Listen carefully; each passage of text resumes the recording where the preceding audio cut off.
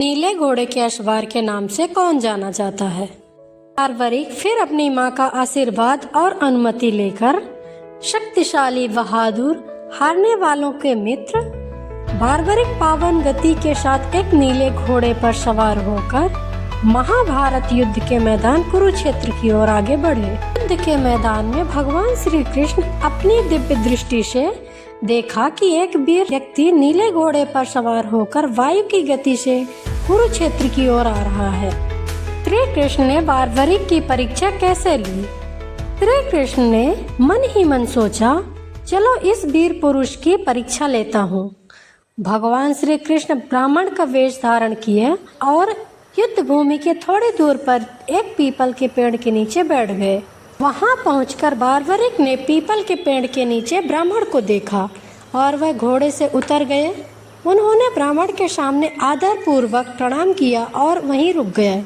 ब्राह्मण के वेश किए हुए श्री कृष्ण ने बारबरिक से पूछा, वह कौन है और कहाँ जा रहे हैं? बारबरिक ने उत्तर दिया, हे ब्राह्मण देवता, मेरा नाम बारबरिक है और मैं महाभारत के युद्ध क्षेत्र की ओर जा रहा हूँ। इस पर कृष्ण ने कहा, वीर पुरुष, तुम केवल 3 बाण लेकर युद्ध भूमि की ओर जा रहे हो? बारबरिक ने उत्तर दिया, हे ब्राह्मण, इसमें से केवल 1 बाण ही इस युद्ध में भाग ले रही समस्त सेनाओं को एक क्षण में नष्ट करने के लिए पर्याप्त है तथा अपना कार्य पूर्ण करने के पश्चात वह पुनः मेरे तर्कस में वापस आ जाएगी। अगर मैं उन तीनों का उपयोग करूं तो तीनों लोक में हाहाकार मच जाएगा, सब कुछ नष्ट हो जाएगा। ब्राह्मण ने कहा, हे वीर, तुम्हें अपनी वीरता और अपने बाणों पर इतना अभिमान क्यों है?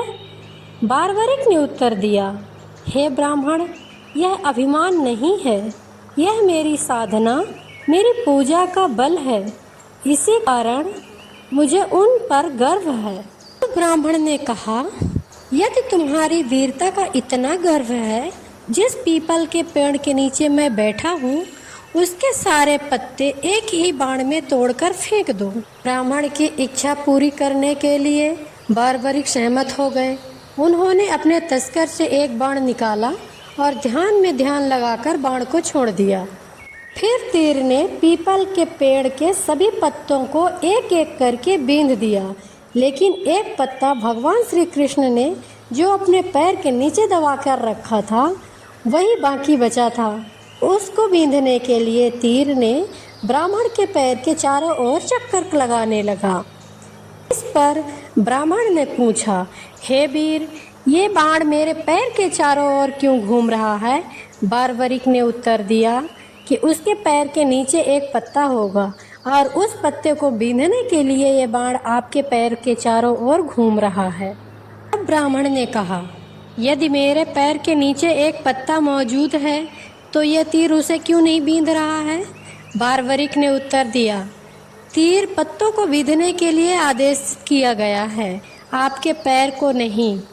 यह सुनकर के ब्राह्मण ने अपना पैर हटा लिया और बाण ने उस पत्ते को भी बींध दिया और अपना कार्य पूर्ण करने पर वह वापस बारबरिक के तर्कश में आ गया। कृष्ण ने बारबरिक से दान में उनका सिर ही क्यों मांगा?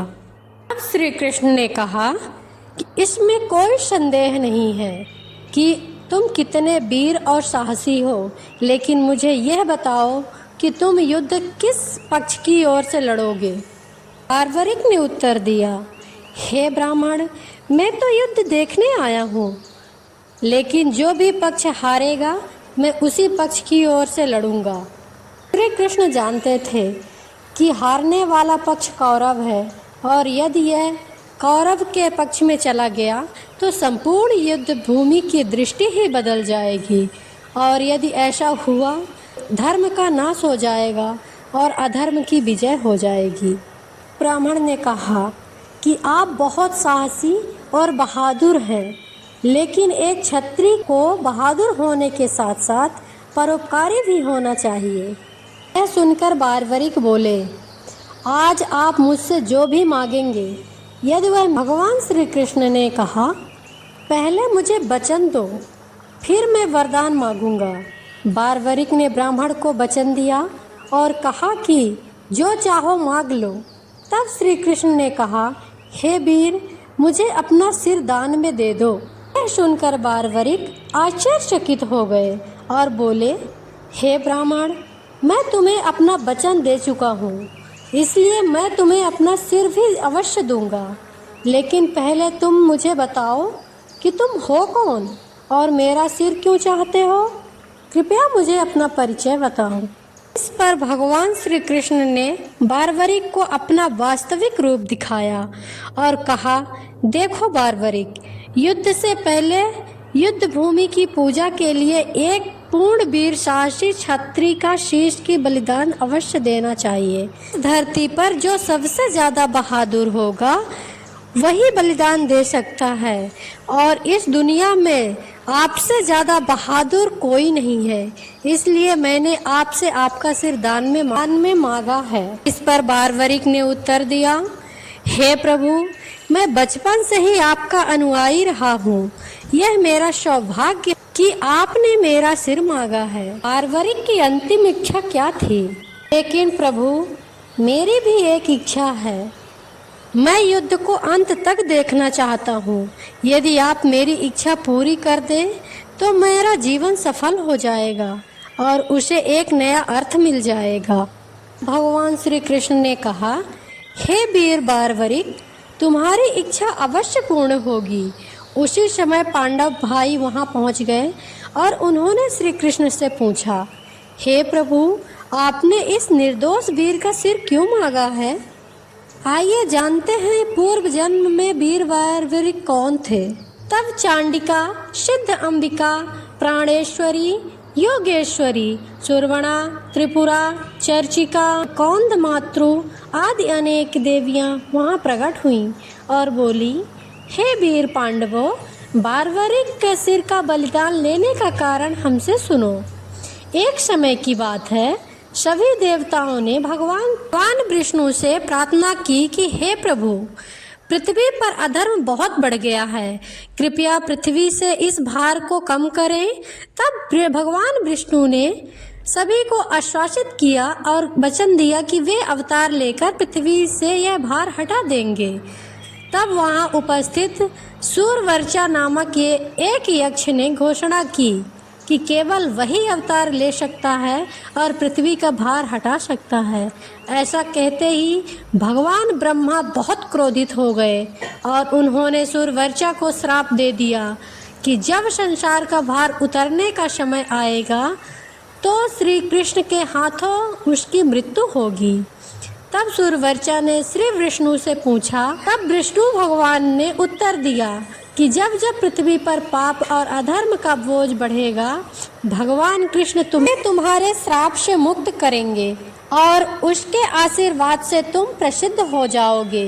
ये वही वीर पुरुष हैं जिनका सिर भगवान कृष्ण ने बलि के रूप में लिया था और इन सब के पीछे भी धर्म की भलाई ही छिपी है। इसके बाद श्री कृष्ण देवियों के साथ बारवरिक का सिर पहाड़ी की चोटी पर रख देते हैं ताकि वहां से अंत तक युद्ध देख सके। तब देवी देवता बारवरिक और पांडवों के सिर को आशीर्वाद दे करके अंतर्धान हो गए। फिर महाभारत का सबसे बड़ा, सबसे भयंकर युद्ध शुरू हुआ। युद्ध के दौरान दोनों पक्ष से लाखों सेनाएं वीरगति को प्राप्त हुईं और 18 दिनों के भीषण युद्ध के बाद हार जीत का प्रश्न तय हो गया।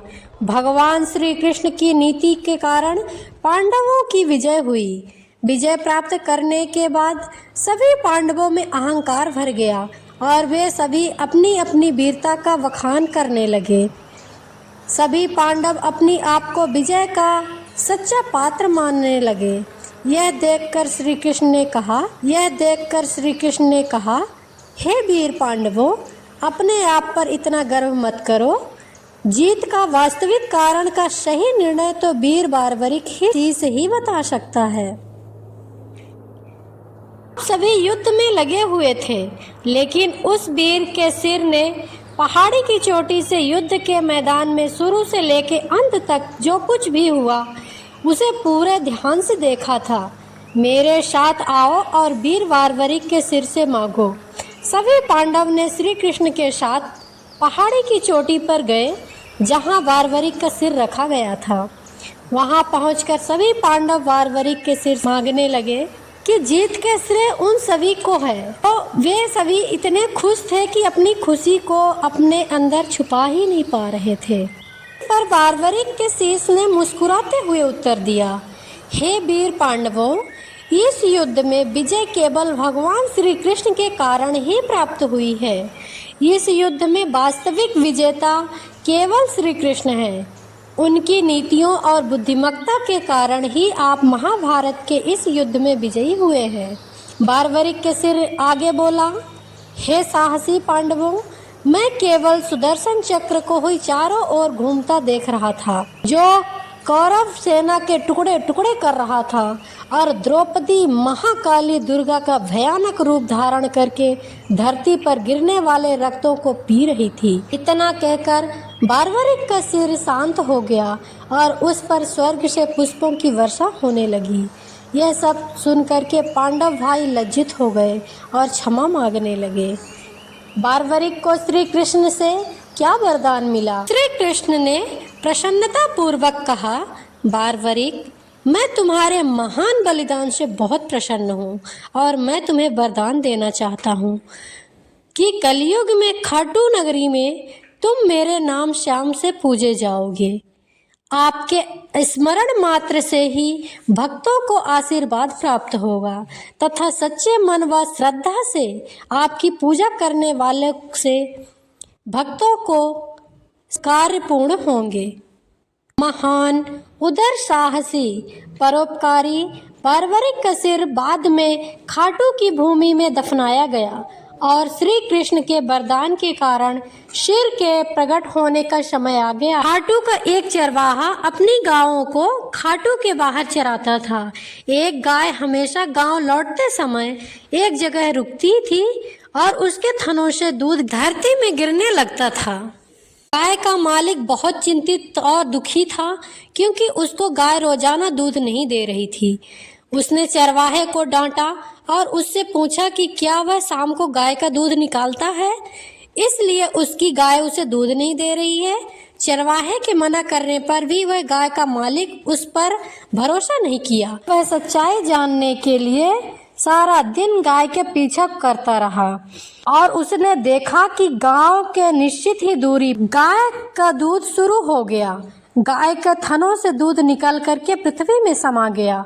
यह देख मालिक चिल्लाया और सोचने लगा कि इस तरह दूध कौन पी रहा है। वह इसके बारे में अधिक जानकारी प्राप्त करने के लिए बहुत उत्सुक था। वह खेत की खुदाई करने लगा। खुदाई के दौरान जमीन के नीचे से आवाज आई। आवाज सुनकर उन्होंने खुदाई का काम धीरे धीरे आगे बढ़ाने का आदेश दिया। कुछ समय बाद वीर बारबरिक का सिर मिला। गाय का मालिक जो सिर मिला था उसे एक ब्राह्मण को दे दिया। ब्राह्मण कई दिनों तक अपने घर में सिर को रखकर पूजा करता रहा। जिस नगर में ब्राह्मण सिर की पूजा करते थे उसका नाम खाटू खंडक था। बारबरिक का सिर अब कहाँ है?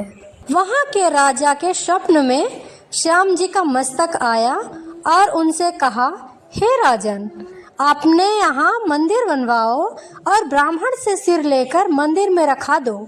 आपको उसके लिए प्रसिद्ध में भी हिस्सा मिलेगा।